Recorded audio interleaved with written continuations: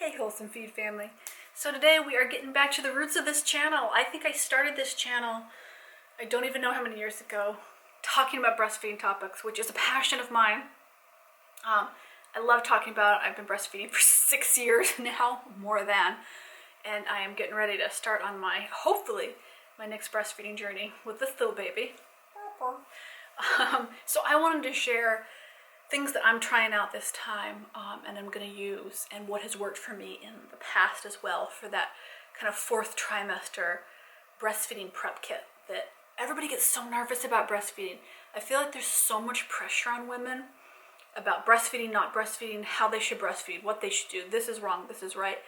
And oh my goodness, I just think it's absurd how many other people have opinions on your bosom and your breastfeeding. It's crazy.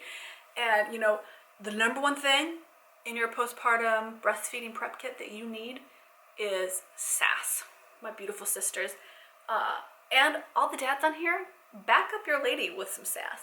Anybody gives you issues or views or unwanted advice on breastfeeding, sass them.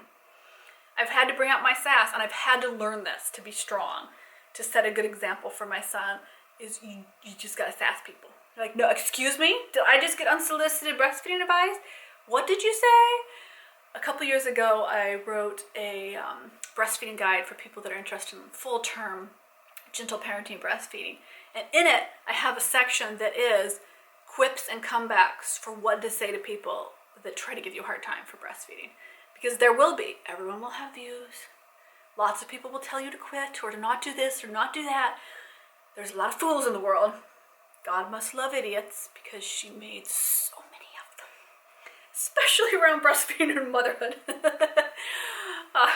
fact, I will pop up the book here. Boom, Milkosaurus. You can go grab your copy if you would like. Oh yeah. But yeah, sass is the number one thing you need in it. I know this is never talked about because, well, you should just be nice and just turn the other cheek. No, sass people. I have gotten too old and tired to bother with this nonsense about people being negative about breastfeeding.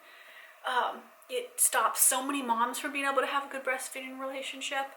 It's ridiculous, and it's time that we stand up and go, no way, we're in charge. That's right. I don't know why my boobs had to say that. Let's just say pregnancy hormones make me a little deranged. That's okay. There's worse fate. Okay, so I'm going to show you some of the products that I have in my little container here. So the first thing, now, I don't even know if this was around when Abraham was born. I don't remember. That was over 6 years ago. But these I have seen a lot, and I've heard mixed things from lactation consultants about this. So this is one of those plasticky, rubbery, it's very squishy.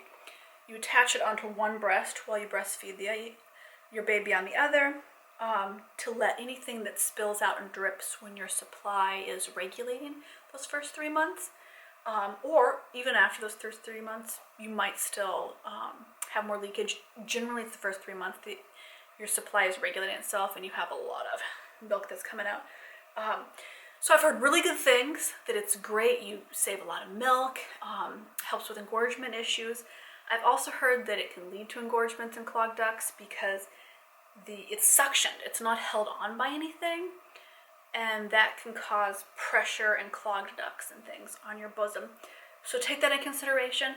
I'm thinking I might just stick it in a nursing bra instead of suctioning it on, because I'm really hesitant to have the hardcore suction of this on an areola and a nipple when breastfeeding, because that can, you know, a poor latch can cause a lot of problems, especially immediately postpartum. So I'm going to test this out, and I will come back. I'll do another video on it once I actually use it. But I'm excited to try it because my plan is to use whatever excess comes off. Is just like on our skin. You know, newborn babies have baby acne. My son and I both get eczema. I don't know if little baby girl is going to. So we're just going to like rub that all over and use it as a skin serum is my plan. So the whole family is going to smell like slightly sour milk, but it's the price you paid for soft skin. So I'm excited to try this though. I'm really interested. This version was, I think, about $10, although I got it at a discount, so I think it was like $8.50. So it's not a super expensive thing. It is not a pump. You can't like hand pump on it, but seems like a fun thing to try. Okay, I actually got 2 different types of this. So I got a Nipple Cream that's a balm that's supposed to be really good. It's by Earth Mama. It's an organic nipple cream. I haven't tried it before. I will show you the next thing that I used last time when I was nursing, and I use this next thing all the time, but I'm a big fan of breast creams for when you're breastfeeding. After baby unlatches, rub the breast milk on both breasts, and then let that dry, let that air dry, and then put on either a balm or I really like just Lanolin Cream.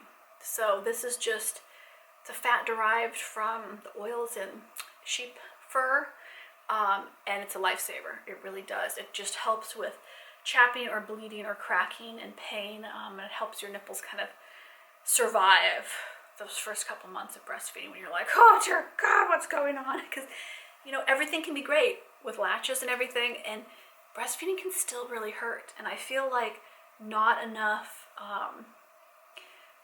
mamas talk about that, you know, you always want breastfeeding to be as least painful as possible, but your breasts are adapting to something new. Your baby is learning how to nurse. It can be a painful time. So either a balm or just Lanolin 100% cream works really well. If you manage to extend feeds and baby's a little bit older, I also think that after you let your breasts dry, a little bit of, my brain is totally not functioning, castor oil on them, if you know baby's not going to nurse right away, because you don't want to be feeding baby castor oil. Also really helps if you're having a lot of nipple pain, and it can also help with thrush issues because it kind of cleans out the bacteria on there. You know, not as much as any Western medicine thing, but just as the thing to prep with. So I'm really excited about those. I also got a breast pump, which I'm not including in this video because I think breast pumps are absolutely a part of the breastfeeding journey for a lot of moms. I know some moms are scared to use them or think that if they're going to use them, they're going to do pump feedings only. I think it really helps to reduce engorgement that first week as your milk is coming in. I think it's great to have a little storage of it because, you know, like I 100% breastfed my son, right? But it was really great, especially when I was first starting to nurse, to be able to do 1 bottle feed and just let my breasts rest for a little extra time. You know, it can be really helpful. And especially like maybe you want to go out and get a postpartum massage, right? Maybe you just want to go for a walk and you want to have a little bit of milk there. So don't be afraid of breast pumps. They are not going to ruin your breastfeeding journey. I know I was so scared about that. I'm like, well, giving him a bottle will ruin our nursing journey. And no, that turned out not to be the case, at least in my situation. So those are my new things, my new gadgets that I'm trying out. I'm considering buying some of those silver cups that go over your nips that are supposed to help with healing, but I'm skeptical and I feel like I'll lose them and the 6-year-old will just steal them and use them for crafts and fill them with like glue and paint. So I'm thinking about that. I haven't purchased that yet. So we'll see what I decide. Mainly it's about having a breast care routine when you're breastfeeding. I feel like postpartum, you know, if your breasts are super painfully engorged when your milk comes in, because mine were rocked. I remember actually crying. I remember crying to my mom and dad because they had 5 kids. But they're rocks, they're gonna fall out, they're gonna explode, something that's horrible, it hurts so much. When my milk came in, it was, you know, the engorgement just happened. That is just the more baby kicks. That's just what happens when your milk is first coming in. And I remember being so worried about, oh, I shouldn't do a warm shower because that'll make me make too much milk, or I shouldn't do a cold compress because that'll ruin my milk supply, I shouldn't do this, I should do that. You know, if you're having a lot of engorgement issues, go in a warm shower, hold baby to you, you know, let the warm water help your milk come out a little bit, use the pump to help let off a little bit of pressure. Don't be afraid. That's my biggest, I think, lesson in breastfeeding is don't stress out over it so much. I have spent so much time stressing out over breastfeeding. And I don't know why. I think it was because I had been told that there was a good chance I wouldn't be able to breastfeed because of previous PCOS, hormonal issues that I'd had that have since gone away from diet and exercise, which is great. And so I was really worried, like, oh, I won't be able to do this, you know? And I think I put so much undue stress on myself. Like, it was ridiculous, you know? You're a new mom, your hormones are raging. And breastfeeding is difficult enough without putting weird pressure on yourself, you know? Just relax, take it easy, and know when to, like, let baby just soothe on your chest and comfort. Skin to skin helps so much with breastfeeding. I feel like we're all so obsessed when we're new mamas with cute little outfits and, you know, getting baby dressed. And sometimes you just gotta put baby in a diaper on your bare chest, skin to skin. It'll help regulate your milk, help calm everybody down, right? Without necessarily even having a nurse right away. It can be really powerful. So just staying calm, relaxing, taking it easy. Which I know isn't necessarily as a shopping guide of breastfeeding gear that you should buy, but so much of it really is just being calm, being relaxed, going with the kicks, because, you know, breastfeeding is not naturally, automatically, everybody knows what they're doing, right? Mama has to learn how to breastfeed and baby has to learn how to breastfeed, and you have to do it together during this really weird postpartum hormonal, you're sore, you hurt, your brain's a little fuzzy, you know? So it's okay to reach out to professionals, reach out to lactation consultants, you know, watch as many videos as you can about breastfeeding, follow as many social media accounts from nurses and lactivists and lactation consultants. I guess I'm a lactivist, it's a lactating activist. People that are going to support you and love you on your journey, because if other people are putting stress on you when you're learning to breastfeed, that just makes it so miserable. And it's not, it's this beautiful bonding time, like to cuddle your little baby and nurse them up and have them look at you with their little milk drunk eyes as they drool milk down their little chins, that their chins will be stinky. The milk just goes there. It's so sweet. It's such a wonderful healing time.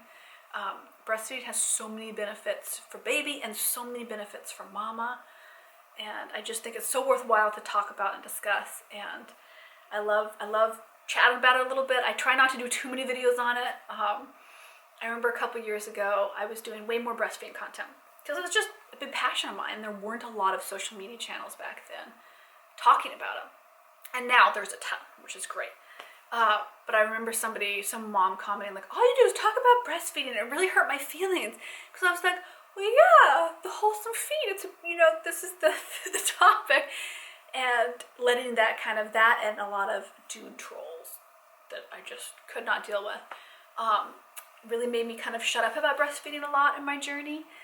And I don't regret that, because I needed it for my mental health to step back from that and be like, okay, you know, this is a passion of mine. This is something that I love and I read about all the time. I study about. But you know, you gotta give yourself space. And I feel like that applies to breastfeeding as well, is you have to take care of your mental health and your physical health so that you can have a good breastfeeding journey with your baby. And that's not something you can buy. It's not something that you can go, oh, got a bottle of you know, you can't. You have to get to a place where you feel confident and happy. And that's why I love talking about all these parenting topics on this channel, is that it is a safe, non-judgy bird place where we just come and we just chat. That, you know, parenting is hard. Motherhood and fatherhood is not for the faint of heart, but it's so rewarding. It's so much fun. It's so beautiful. And even in the messy, painful moments, it's still amazing and worthwhile. Okay. Do I go on rants about breastfeeding? Yes, don't. Maybe. Okay, my biscuits. I will see you in the next video. I love you all, you wonderful, wholesome feed family. You are such a part of our family online. And it just makes me really happy. It's nice to have this beautiful online family, because y'all rock. See you in the next video.